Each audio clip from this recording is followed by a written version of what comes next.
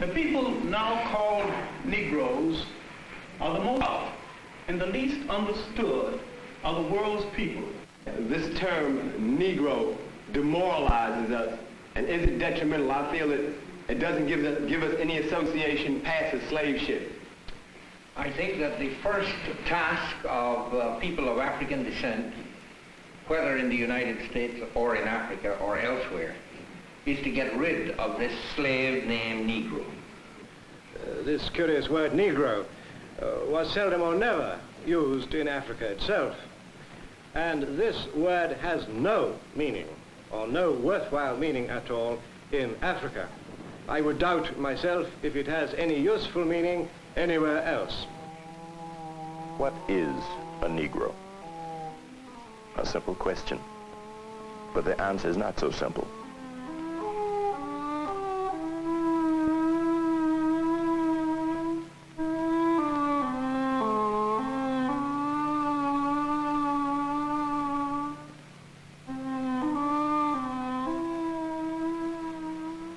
My name is Ossie Davis. I'm an actor and a writer, and the narrator of our series of programs on the history of the Negro people. I'm also a Negro. What is a Negro? In Africa, the word Negro has no meaning. In Brazil, a Negro is a man who's very poor and very black. And in the United States, a man who has any quantity of Negro blood, or whatever that is considered a Negro. Are Negroes a race, a people, or a condition? Our programs will be asking this question in many ways and in many different settings. Our odyssey will take us throughout the world to Africa, where we will explore the relationship of American Negroes to the land of their origin. To Brazil, where we will ask, is Brazil a racial paradise? And throughout the United States. Our aim in this series is both a modest and an ambitious one. We will be asking many questions and perhaps answer only a few. For there is a vast ignorance of Negro history among whites and Negroes, and the job of filling this vacuum is massive. Do Negroes have a heritage and a tradition like the Greeks, the French, the Anglo-Saxons? Or are we something less, as others have portrayed us? Everywhere we have looked, we have seen Negroes as savage and barbaric, humble and self-sacrificing, scared and childish and inferior. And I remember as a kid coming from some of the pictures, and we spent the whole time from the motion picture house to home satirizing the Negro performances we saw in the film. Well, it was also an admission that somehow or other this was, to some degree, what we were. Now, these important and very, very impressionistic things that we got from these films did, to some degree, govern our behavior. When a Negro child goes into a movie, for instance, and sees himself or sees another Negro in an unfavorable light, he feels, to some degree, threatened. He feels uncomfortable, and a great deal of his laughing at that situation will be the kind of laughter that protects him. It's a nervous attack against him, his self, the way he looks at himself, the esteem with which he holds himself, and how he will rate with his fellows in the streets. You know, it's seeing something happen to you that you can't control, which leaves a scar, which leaves you feeling inadequate. You know, you don't feel loved. You're ashamed to look at yourself, ashamed to go home, ashamed to talk to the boys next door, ashamed even to ask these questions of your parents, although sometimes you do. It's a horrible situation, and sometimes we never get over that. As a Negro, I have honestly tried to believe that I was somebody, and I've always fought during my life to keep that feeling that I did have some value. And I say value knowing what that word means. And there's been many a night in my life when I went to sleep and known very deep inside me that I really wasn't worth much. I still do not really know what being a Negro is or what it means. It means that my skin is a little bit darker. It means that my cultural exposures have been somewhat different to other ethnic groups. It may even mean that as a human being, I might be more sensitive to need and despair.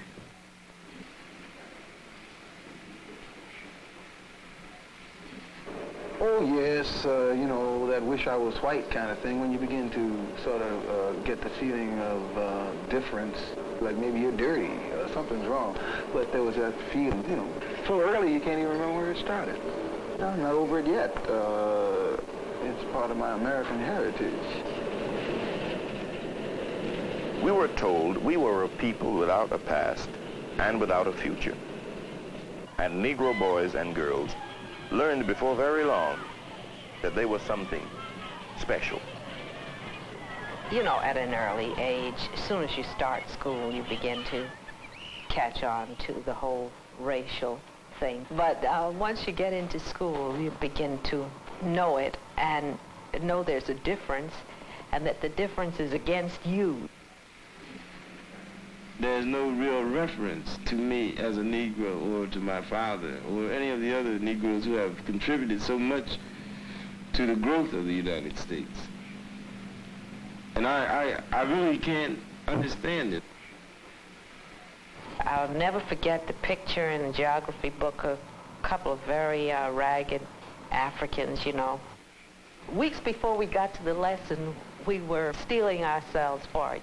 Some Negro child would find the picture first in the book before we got to the lesson and alert everyone. Look on page 22, you see what's there. And then we dreaded reaching that lesson because it was always something about the savages not knowing anything. And we had to sit there and hear this, and instinctively the white children would turn and look at the Negro children, you know, while this lesson was going on. And so Africa became our shame and our torment. We were told that our past was barbarism and the white man our redeemer.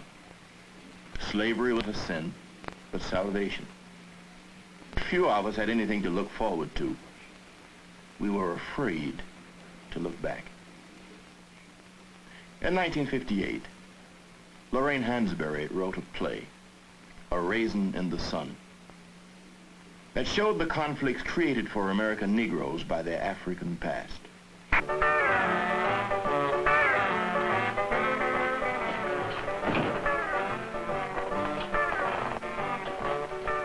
Well, what have we got tonight? You are now looking at what a well-dressed Nigerian woman would wear. Isn't that beautiful?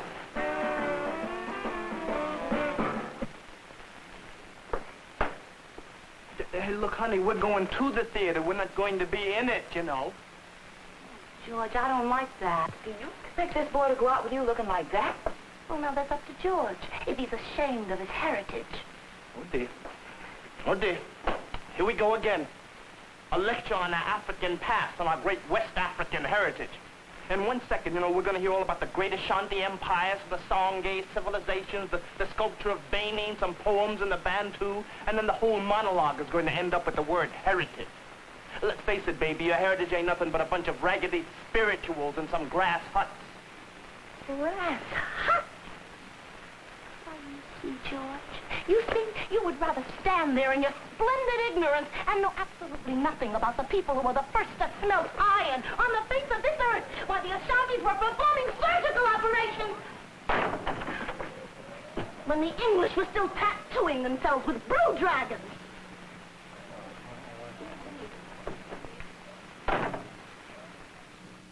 At the Heritage Program of How You Act, a federally sponsored effort to develop better opportunities for Harlem's Negro youth, a new version of African history is being taught. Robert Moore is a visiting lecturer. Mr. Moore, Do you think that the so-called Negro would dignify his identity by associating himself with his ancestral background from Africa? After some 300 or 400 years of transplantation from Africa into America, it is obvious that we are not Africans anymore. We are Afro-Americans, Americans of African ancestry, and that connects us basically with our original heritage and culture. The accomplishments of Africa before and after... Director of the program is John Henrik Clark. This accomplishment is generally glossed over or neglected in human history. A lot of this, the misconception of Africa and the distortion of African history is involved in a word that is relatively new, the word Negro.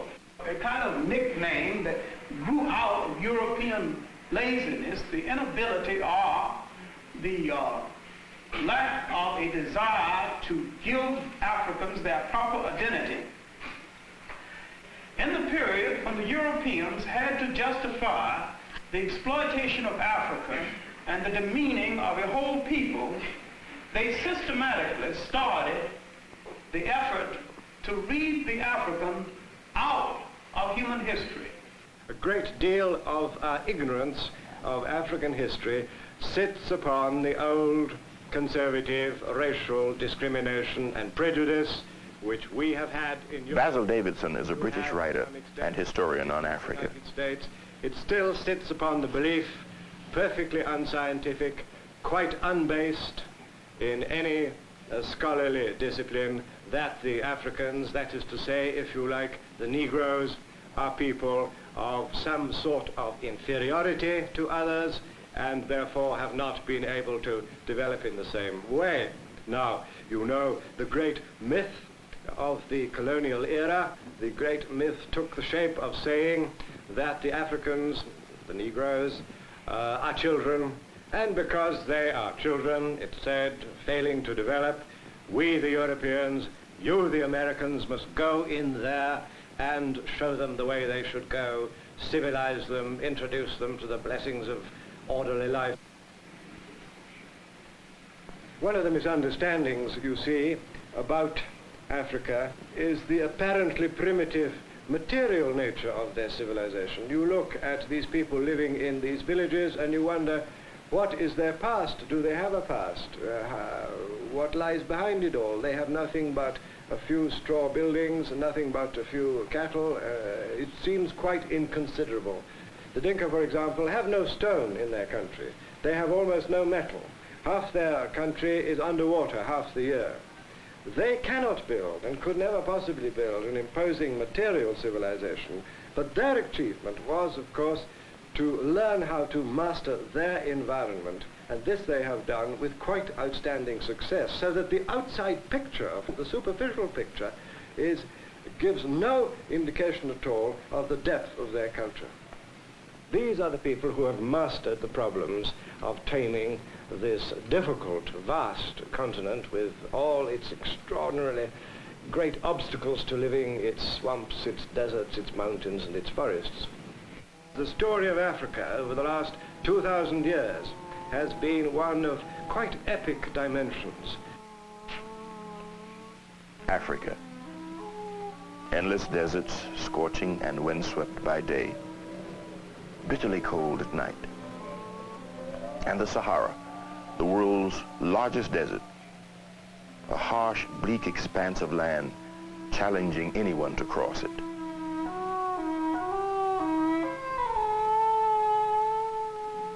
Snow-capped mountains near the equator, gigantic waterfalls.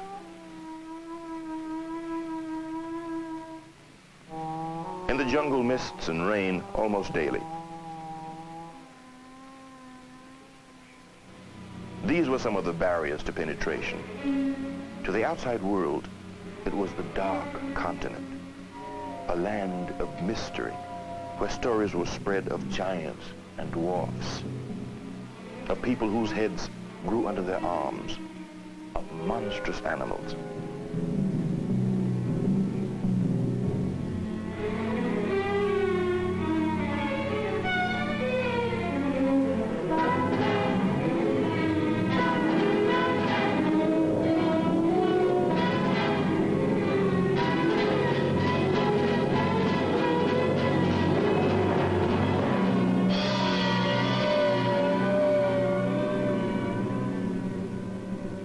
It is here, in this forbidding other world, that what may be the remains of the first man were discovered.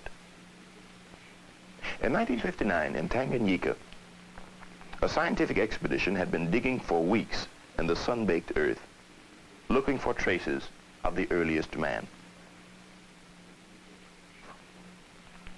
Then, in July, Dr. Louis Leakey and his team found what he called Zinjanthropus, nicknamed the Nutcracker Man because of the strength of his jaws.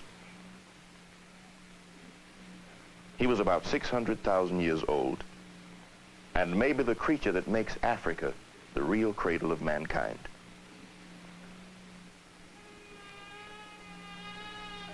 The records of ancient Africa begin with Egypt about 3000 BC. Its spectacular achievements of the monumental pyramid and brooding sphinx have always been credited to Asia and the Mediterranean. But there is growing evidence that Egypt owes more than originally thought to the land to the south, Kush, the land of the Negroes. About 700 BC, Kushite kings conquer Egypt and become the 25th dynasty. Little is known today about the land of Kush, but in the ancient world, it was highly respected. In 1791, the French philosopher Count de Valny wrote of the Kushites, a people now forgotten, discovered while others were yet barbarians the elements of arts and the sciences. Then, in about 325 AD, Kush is attacked and destroyed and disappears from our view. For the rest of Africa, there is little we can say for certain. Except for the Kushites, Africans had no writing. They kept in their memories the history of their people, stories narrated down from generation to generation. This oral tradition must tell us much of the history that will fill the gaps in our knowledge. In the Western Sudan, Negro kingdoms arise in the medieval periods of walled and fortified cities, markets, and fairs.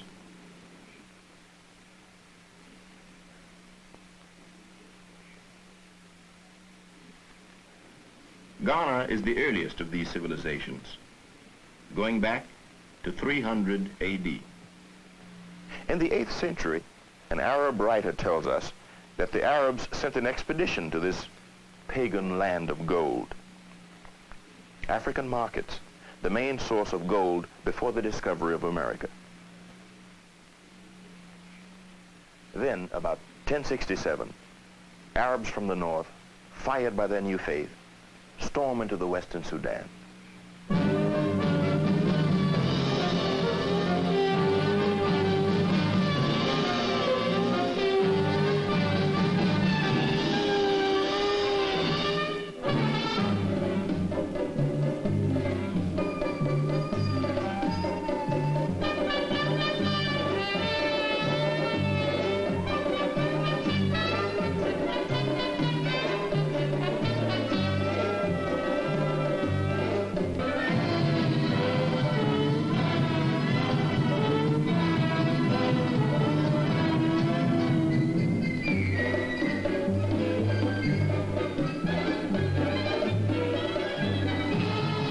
After years of fighting, the Arabs conquer Ghana and settle there.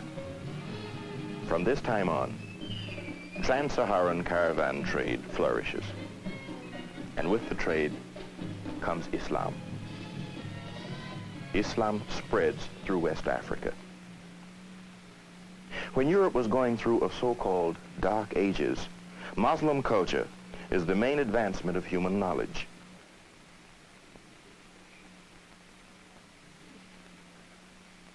Most important of all, a written language comes to the Western Sudan. Almost all that we know about these kingdoms was preserved for us by Arab and Negro scholars of that time. Around the 12th century, Ghana gives way to the empire of Mali. In 1324, King Mansa Musa makes a pilgrimage to Mecca with a caravan of 60,000 people. An Arab traveler arriving in Mali in 1353 wrote, "The Negroes have a greater abhorrence of injustice than any other people. Neither traveler nor inhabitant of this land has anything to fear from robbers or men of violence." Could the same be said of the 14th century England or France? The Kingdom of Songhai, most famous for its university, the fabled Timbuktu.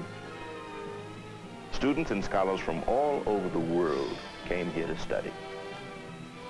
A Moorish traveler wrote, "More profit is made from the book trade than from all other branches of commerce." If we ask ourselves a little more nearly, what have been the cultural contributions of African peoples to the rest of the world, then of course we are faced immediately with the remarkably original and outstanding quality of their plastic arts. The most important art in Africa has of course been dancing, and dancing has passed into the folklore of the whole of the rest of the world from its African origins. If you go to places like Brazil or the West Indies or the southern United States, you will find African dances still being danced there, though of course in different circumstances and therefore in somewhat different ways. But the whole concept of rhythm as being an expression of the personality and not simply a wiggling of the body. And a wiggling of the body is all that most Europeans can achieve. But an expression of the personality, this comes from the African concept of dancing. More obvious is the tradition of plastic art. A large number of African peoples have developed forms of sculpture in wood, or in stone, or in ivory, or in brass, or bronze, or iron, or gold, which are of great effectiveness and great originality. And this too, of course, is passed into the general Western tradition of pictorial art and to some extent of plastic art as well. The remarkable art of Benin and Ife. The bronzes of Benin were said to be worthy of Chelime. Europe was amazed at the discovery that Africans could perform such an impressive creation of bronze casting. African sculpture burst upon the European art world. It became a major influence in the modern movement. Picasso, Braque, Modigliani, Léger, Derain found in African sculpture a freedom and a vitality they had been searching for. Here was no slavish imitation of nature, something the camera could do better, but a new and fresh way of looking at the world behind the appearance. We have only skimmed the surface of the history of African civilizations, and there are wide gaps in our knowledge. Among the riddles of ancient Africa are, where did the Negro come from? What happened to the Cushites after their defeat? Where did the sculptors of Benin learn their remarkable skills? We haven't even begun to penetrate some of these mysteries. Yet, growing knowledge and interest in Africa is rediscovering a world we never knew. And many Negroes are examining for the first time the values that were lost. My name is Eula Mazik, and I'm addressing my question to Mr. Clark. I want to know what happened to the so-called Negro culture in America. The most tragic destruction of African culture was the destruction of the African culture brought to these shores, brought to America's shores. Now, the first thing they did was to forbid the drum, forbid all African ceremonies, forbid African ornaments, literally to destroy a people in such a manner that they had to be remade in an American image. This was not exactly true in the West Indies. It was slavery, make no mistake about it. But because it was owned in Ireland, many of the Africans could communicate with each other and maintain some of the African culture, while in the United States it was impossible, because as they arrived, mother, brother, sister were split up and they went in opposite directions. Then they were resold. They might have been resold within a matter of days after they were sold the last time.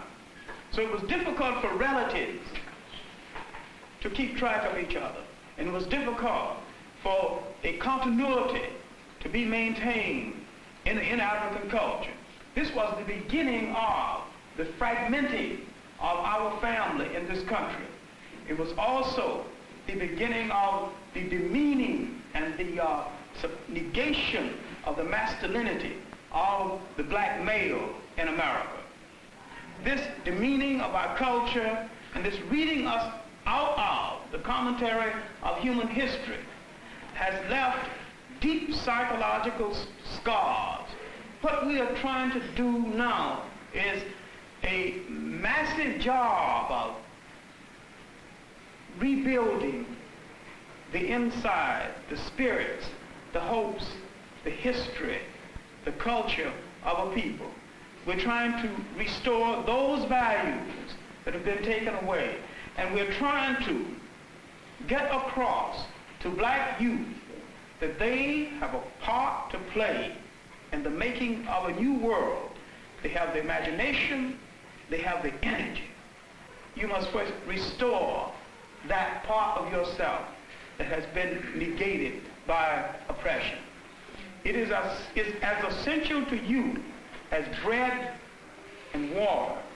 It is part of the food that must feed your spirit in the world of tomorrow. And it is part of what you will have to transfer to your children.